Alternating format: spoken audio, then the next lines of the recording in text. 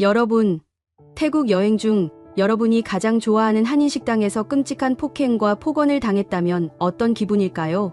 상상조차 하기 힘든 일이죠. 그런데 실제로 이런 충격적인 사건이 태국에서 발생했습니다. 여행객들은 그저 한 끼 식사를 하러 갔다가 참담한 경험을 하게 되었습니다. 그들은 단순히 물수건을 요청했을 뿐인데 돌아온 것은 무시와 모욕, 그리고 폭행이었습니다. 태국 A식당에서 벌어진 믿기 힘든 사건.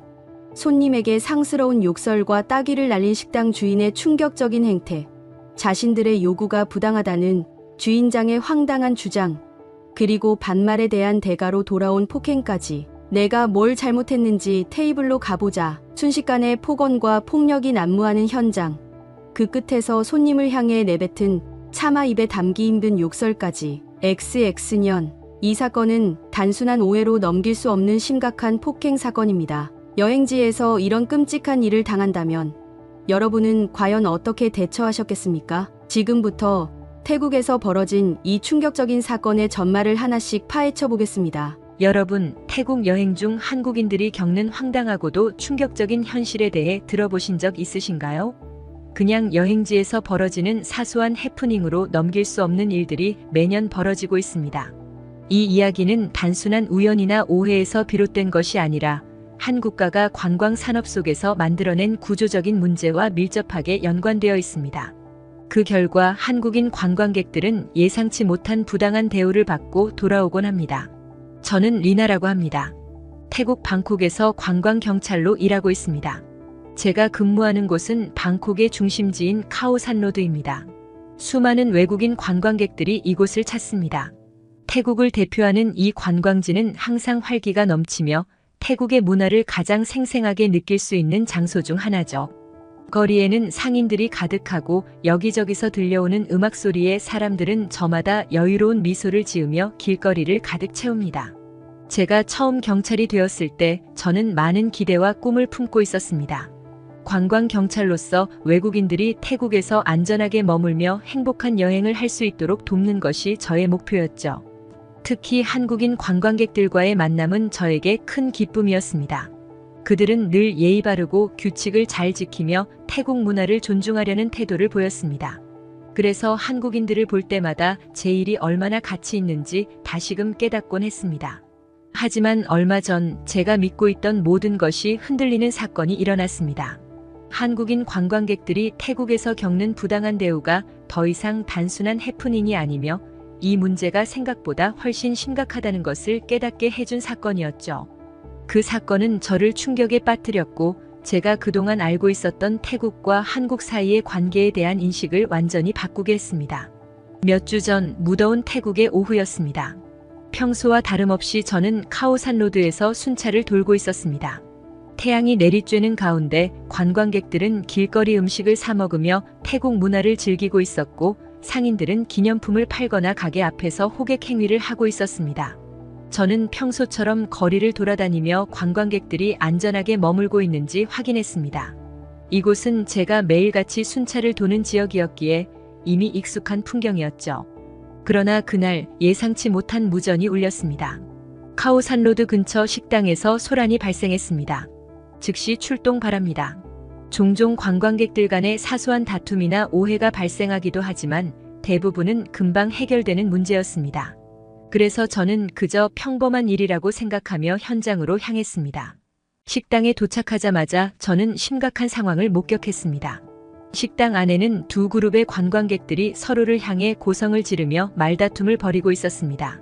한쪽에는 한국인 관광객들이 있었고 다른 쪽에는 중국인 관광객들이 있었죠.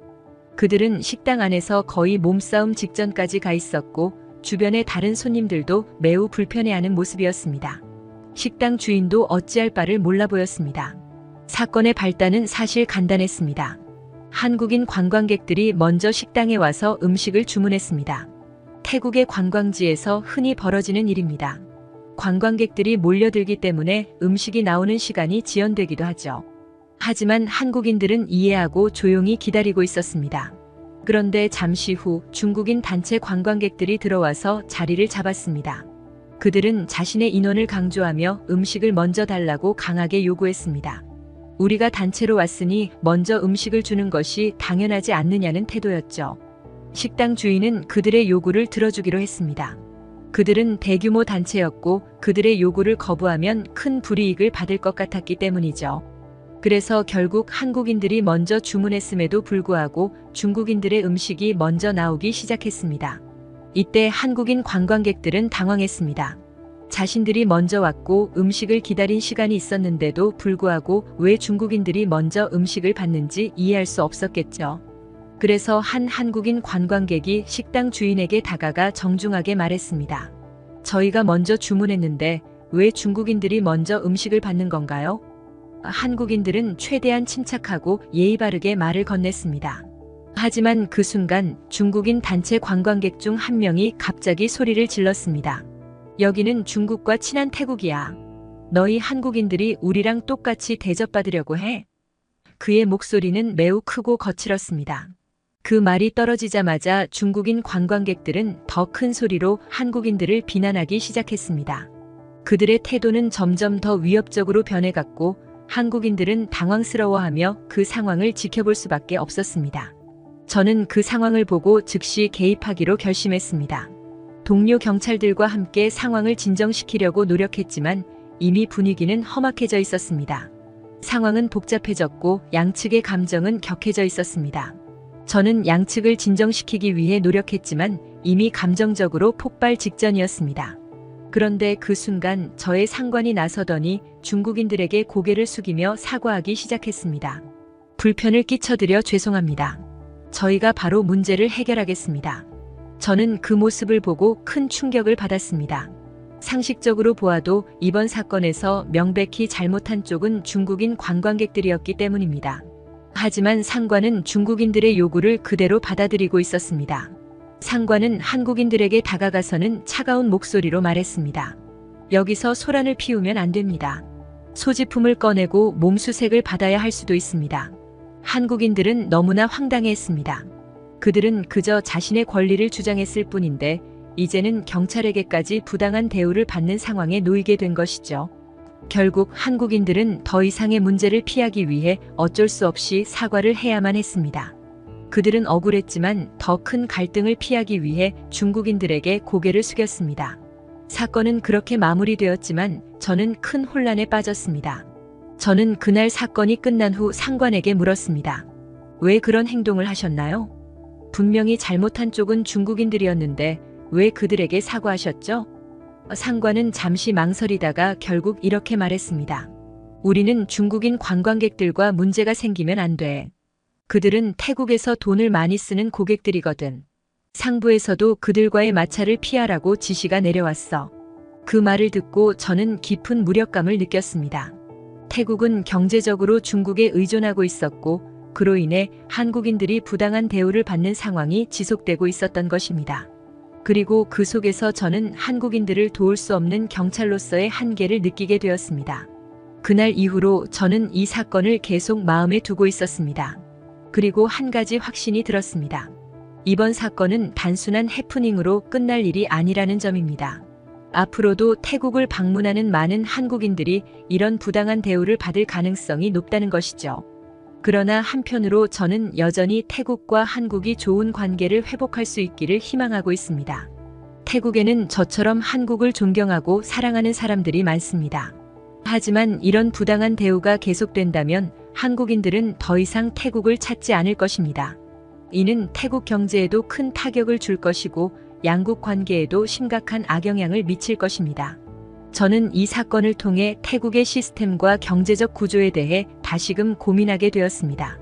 그리고 저는 태국이 이러한 문제들을 해결하기 위해 노력해야 한다고 생각합니다. 앞으로 태국과 한국이 다시 우호적인 관계로 돌아갈 수 있을지 이 사건이 그 계기가 될 수 있기를 바랍니다. 여러분은 어떻게 생각하시나요? 태국과 한국이 다시 좋은 관계를 회복할 수 있을까요? 여러분의 생각을 댓글로 남겨주세요. 마지막으로 태국 여행 중 꼭 알아야 할 12가지 사고 방지법은 태국을 여행하는 동안 발생할 수 있는 다양한 상황에 대비할 수 있는 중요한 정보들입니다. 아무리 신중하게 계획을 세우더라도 현지의 법이나 규제를 모르면 당황스러운 일을 겪게 될 수도 있습니다. 이제 방금 설명드린 12가지 방지법을 짧게 정리하면서 오늘의 영상을 마무리하겠습니다. 첫 번째, 담배와 술 반입 제한합니다. 태국 입국 시 담배는 1인 1보루, 술은 1인 1병만 가능합니다. 전자담배는 아예 금지되니 소지하지 마세요. 두 번째, 마약법입니다. 태국의 마약법은 매우 엄격합니다. 마약 관련 범죄는 무기징역 또는 사형까지 가능하니 절대 연루되지 않도록 주의하세요. 세 번째, 왕실 비하 발언 금지입니다. 태국에서는 왕실을 비하하는 발언이나 태국 화폐 훼손이 심각한 범죄입니다. 절대 왕실과 관련된 언급을 삼가세요. 네 번째, 비자 규정 준수입니다. 무비자로 90일 체류가 가능하지만 비자 날짜는 담당자가 결정합니다. 입국 도장의 날짜를 꼭 확인하고 날짜를 넘기지 않도록 유의하세요. 다섯 번째, 법적 음주 연령입니다. 태국의 음주 및 흡연 가능 연령은 20세입니다. 미성년자와 술을 마시면 본인도 법적 책임을 져야 할 수 있습니다. 여섯 번째, 흡연 규정입니다. 태국은 흡연이 허용된 장소 외에서 흡연 시 최대 1년 징역 또는 10만 바트 약 400만 원의 벌금이 부과될 수 있습니다. 흡연 구역을 꼭 확인하세요. 일곱 번째, 사진 촬영 규제입니다. 일부 사원, 예배 장소, 군사시설 등에서는 사진 촬영이 금지되어 있습니다. 허가되지 않은 곳에서 사진을 찍지 않도록 주의하세요. 여덟 번째, 드론 사용 허가 받기입니다. 태국에서 드론을 사용하려면 관련 당국의 허가가 필요합니다. 허가 없이 드론을 사용하는 것은 불법이니 미리 절차를 확인하세요. 아홉 번째, 도박 금지입니다. 태국에서는 경마와 복권을 제외한 모든 형태의 도박이 불법입니다. 온라인 베팅이나 카지노 관련 활동도 절대 피하세요. 열 번째, 쓰레기 투기 금지입니다. 태국의 해변과 공공장소에서 쓰레기를 버리면 10만 바트 약 400만 원의 벌금이나 1년 징역형을 받을 수 있습니다. 쓰레기는 꼭 지정된 장소에 버리세요. 11번째, 불법 채취 금지입니다. 해양생물, 산호, 약초 등을 불법으로 채취하다가 적발되면 심각한 처벌을 받을 수 있습니다. 현지의 자연을 훼손하지 않도록 주의하세요. 12번째, 여권 보관 및 사용하기입니다. 여권을 항상 소지할 필요는 없습니다. 숙소에 안전하게 보관하고 여권 사본을 휴대하세요. 여권을 요구하는 업체는 주의 깊게 확인하세요. 이 12가지 규칙을 준수한다면 태국 여행 중 불필요한 사고나 문제를 방지할 수 있을 것입니다. 여러분이 여행 중 겪을 수 있는 모든 상황에 미리 대비하고 현지 법과 규정을 잘 숙지하는 것이 중요합니다. 한순간의 실수로 소중한 여행을 망칠 필요는 없으니까요. 태국은 아름다운 관광지이지만 그만큼 다른 나라와는 다른 법과 규제가 많이 있습니다. 모르면 당할 수 있다는 점을 명심하시고 오늘 알려드린 내용을 꼭 기억하셔서 안전한 여행을 하시길 바랍니다. 이상으로 태국 여행 중 모르면 당하는 12가지 방지법에 대한 영상까지 소개해드렸습니다. 오늘 정보가 유익하셨다면 좋아요와 구독 부탁드리며 다음 영상에서 또 뵙겠습니다. 태국 여행을 가신다면 안전한 여행하세요.